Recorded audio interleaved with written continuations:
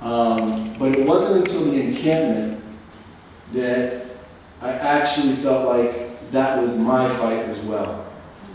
Till I internalized it and realized that I wasn't just a witness to what was going on around me, that I actually could be an active player.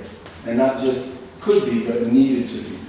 It was at the encampment that I found that spark, that I found that kind of twist in my reality that indeed I needed to do something to try and make my mark and create change in the world. I think that's true for most of us who go to the encampment. That's why we're here today. There's something that happens in that experience.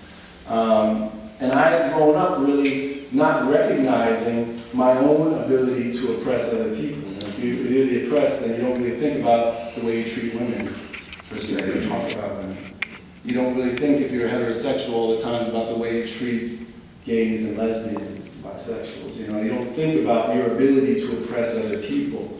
And it was only through being in a collective with other people who had other issues, who were dealing with other problems, and being forced to recognize that my issues, my world, wasn't the center of the universe.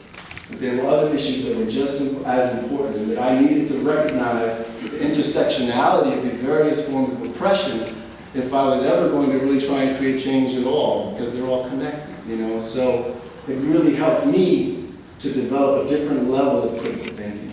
And I came back to New York with that fire, like, all right, I'm ready. I'm I'm trying to find an organization where I can begin to do the work that I wanted to do. This is at the age of 16. And it's kind of like that famous James Baldwin quote, the victim who is able to articulate the situation of the victim has ceased to be a victim. He or she is a threat. That's kind of how I felt. I had an analysis of society now that was guiding my actions.